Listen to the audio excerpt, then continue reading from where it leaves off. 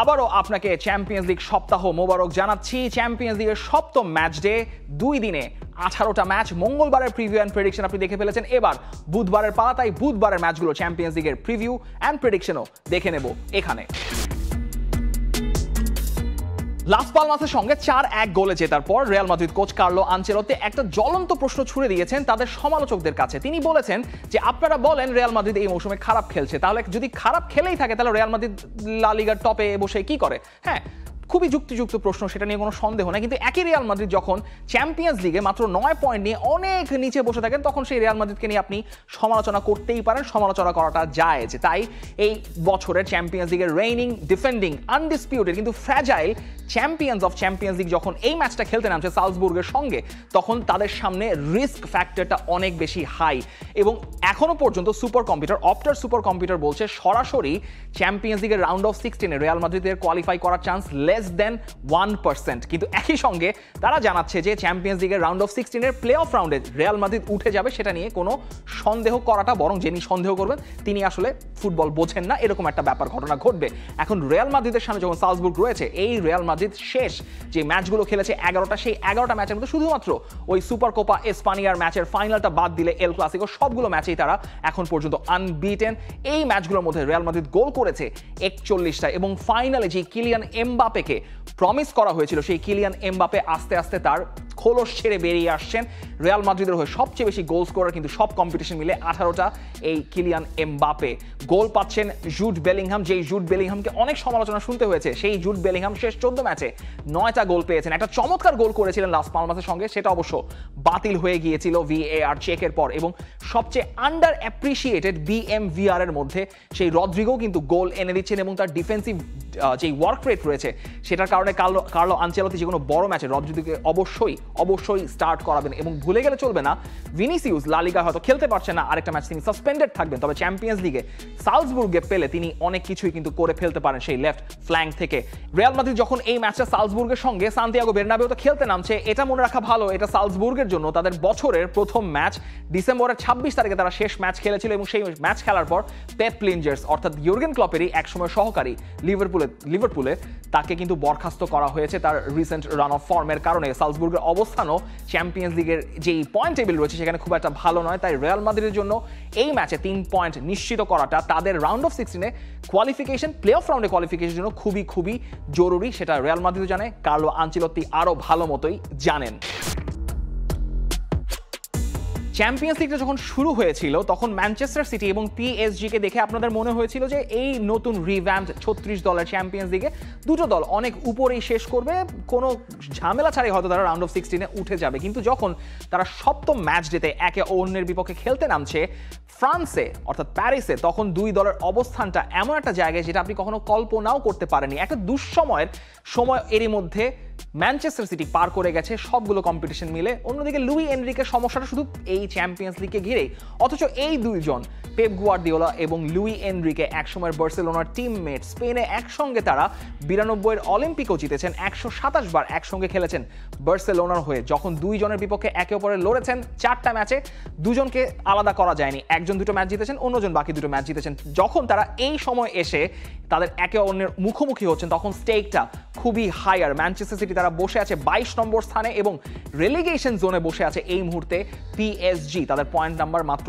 7। অর্থাৎ দুই দলেরই আসলে পরবর্তী রাউন্ডে সরাসরি কোয়ালিফাই করার চান্সেস খুবই কম। তবে রাউন্ড অফ 16-এর প্লে অফে পার করতে হলে বা পা রাখতে হলে এই ম্যাচে কারোরই আসলে জয় ছাড়া কোনো বিকল্প নেই। এখন জয় যদি একটা দল পেয়ে যায়, অন্য দলটাকে হয়তো নিশ্চিত বিপদের জন্য অপেক্ষা করতে হবে 8ম ম্যাচ ডেতে। তবে চ্যাম্পিয়ন্স লিগ বাদ দিলে লুই এনরিকের PSG-র জন্য লিগ টাইটেলটা খুব কাছাকাছি চলে আসছে মনে হচ্ছে। তাদের ফর্মটাও বেশ ভালো লিগাতে, তাদের সঙ্গে যেই সেকেন্ড এবং থার্ড টিমের দূরত্ব রয়েছে সেটা অনেক বেশি। উসমান দেমবেলে একটা ভালো ফর্মে রয়েছেন, শেষ 5 ম্যাচে 6টা গোল পেয়েছেন। লাস্ট ম্যাচে লসের সঙ্গে পিছিয়ে থেকেও কিন্তু তারা সেই ম্যাচটা 2-1 গোলে জিতে এসছে। পিএসজির জন্য আরেকটা বড় ব্যাপার, সেটা হচ্ছে নাপোলির কাভারাদোনাকে অর্থাৎ খোইচা কভারাৎসকেলিয়াকে তারা উড়িয়ে এনেছে এরই মধ্যে উইন্টার ট্রান্সফার উইন্ডোতে। তবে ম্যানচেস্টার সিটির সঙ্গে আপনি কাভারাদোনাকে দেখার জন্য এক্সপেকটেশন রাখতে পারবেন না, কারণ চ্যাম্পিয়ন্স লিগের এই দুটো রাউন্ড শেষ করার পরই পরবর্তী রেজিস্ট্রেশন করা হলে রাউন্ড অফ 16 এবং পরবর্তী রাউন্ডের জন্য তখনই আসলে এই কাভারাৎসকেলিয়া পিএসজির জার্সিতে নাম্বার 7 পরে তিনি খেলার জন্য এলিজিবল হবেন। তবে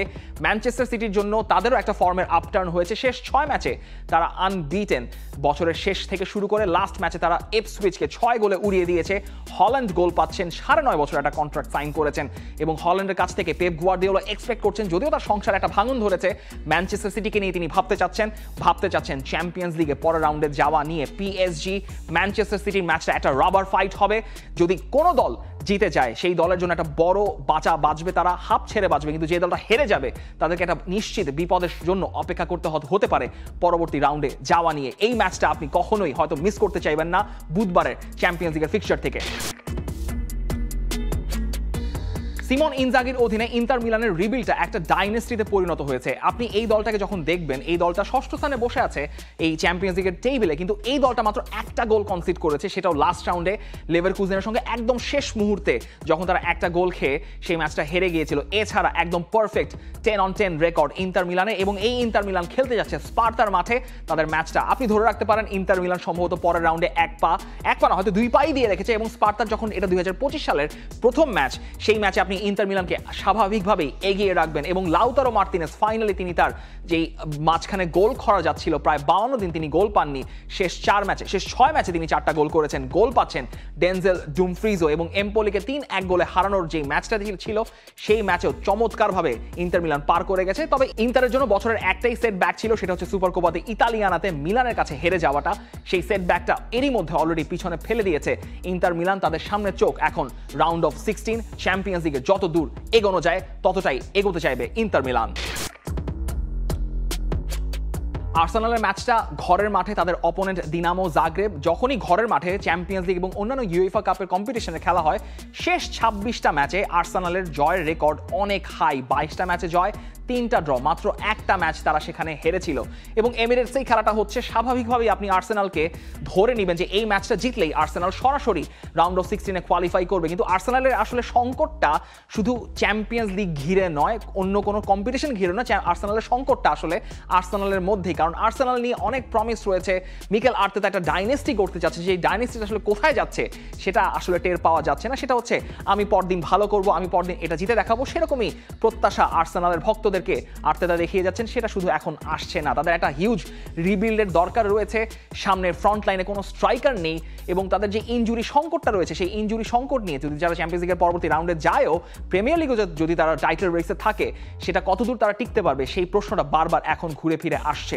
তবে দিনামো জাগ্রেবকে আপনি বাদ দিতে চাইবেন না। আর্সেনালের সঙ্গে ম্যাচটাতে দিনামো জাগ্রেব হয়তো ওভাবে ফেভারিট নয়, তবে দিনামো জাগ্রেব এখনও রাউন্ড অফ 16-এ প্লে অফে খেলার জন্য যথেষ্ট জায়গা তাদের রয়েছে। যদিও তাদের গোল ডিফারেন্সটা একটু অনেক হাই, সেই জায়গা থেকে যদি দিনামো একটা ড্র সালভেজ করতে পারে, তবে রাউন্ড অফ 16-এর প্লে অফে কোয়ালিফাই করার জন্য তাদেরও একটা সম্ভাবনা থাকবে।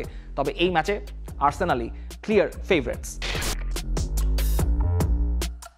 এই মৌসুমের বায়ার্ন মিউনিখের একটা চমৎকার ব্যাপার রয়েছে, তারা 4টা 5টা 6টা ম্যাচ টানা জিতে যায়, একের পর এক গোল করে যায়, তারপর একটা হার, এরপর আবারও 4-5 ম্যাচের হচ্ছে জয়ের রেকর্ড, তারা জিতে যায়, গোল করে যায়, তারপর আরেকটা হার। ঠিক এই ধারায় এখন বায়ার্ন মিউনিখ চলছে। তারা মাইনজের কাছে বুন্দেসলিগার প্রথম ম্যাচ হেরেছিল ডিসেম্বরের 24 তারিখে, সেই ম্যাচ হারার পর তারা টানা 4 ম্যাচ জিতেছে এবং সেই 4 ম্যাচে 14 গোল করেছে।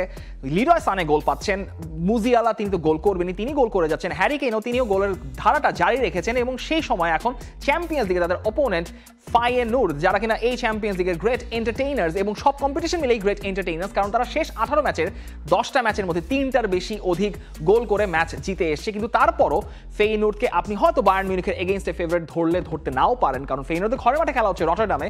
তবে বায়ার্ন মিউনিখ যেই ধারাটা বজায় রেখেছে, যে 4টা 5টা ম্যাচ জিতে গোল করে সেই ধারা বজায় রাখার পর একটা ম্যাচ তারা হারছে, সেই ধারার দিকেই ভাঁসো কোম্পানি এগোচ্ছেন। তবে ভাঁসো কোম্পানির জন্য একটা স্বস্তির ব্যাপার, তারা এখনও বুন্দেসলিগার শীর্ষে বসে আছে এবং ফাইনালি লিরয় সানে তিনি ফর্মে আসতে শুরু করেছেন।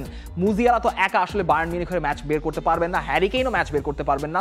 লিরয় সানে শেষ 5 ম্যাচে 4টা গোল করেছেন এবং মুজিয়ালা এখনও এই সিজনে তিনি বুন্দেসলিগায় বায়ার্ন মিউনিখের জন্য তিনি টালিসমান হয়ে আছেন। মাইকেল ওলিজেও সাপোর্ট দিচ্ছেন। হ্যারি কেইন ফাইনালি তিনিও আসলে ওই ইনজুরি সমস্যা কাটিয়ে গোলে ফিরেছেন, পেনাল্টি থেকে লাস্ট ম্যাচে গোল করলেও। সব মিলে বুন্দেসলিগা কেইনের 15টা গোল হয়ে গেছে এরই মধ্যে, সিজনে সব মিলিয়ে 26টা গোল। তাই ডেফিনেটলি আপনি এক্সপেক্ট করবেন বায়ার্ন মিউনিখ এই ম্যাচটা জিতে, এবং বায়ার্ন মিউনিখ এই মুহূর্তে শীর্ষ 8-এর বাইরে বসে আছে। এই ম্যাচটা জিতলেই বেসিক্যালি শীর্ষ 8-এ ঢুকে যাবে বায়ার্ন মিউনিখ, এবং বায়ার্ন মিউনিখ সম্ভবত শীর্ষ 8-এ কোয়ালিফাই করে যাবে। কিন্তু এই বায়ার্ন মিউনিখকে নিয়ে ভাঁসো কোম্পানি কত দূর যেতে পারবেন, বুন্দেসলিগা তিনি আদৌ জিততে পারবেন কিনা, বা চ্যাম্পিয়ন্স লিগে কত দূর যেতে পারবেন, সেটা নিয়ে প্রশ্ন বারবারই থেকে যাবে। পাওলো ফনসেকা চলে যাওয়ার পর এই এসি মিলানের হালটা ধরেছে এখন সেরহিও কনসেইসাও, এবং এই সেরহিও কনসেইসাওর এসি মিলানের ব্যাপারে একটা ডিফারেন্ট অরা কাজ করছে।